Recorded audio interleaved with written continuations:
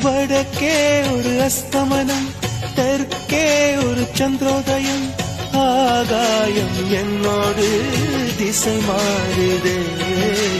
உண்மையா நான் என்ன பொம்மையா?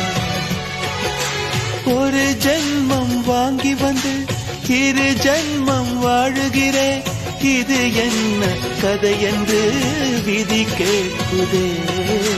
மாறுமா என் கண்ணீர் மாறுமா?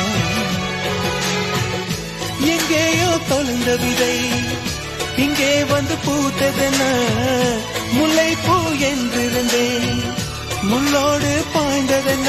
நான் ஓட நினைக்க நிழல் என்னை துரத்த, உயிர் தியக்கும் பயணம் என்ற திருப்பத்தில் முடிவது ஓய்ந்தது.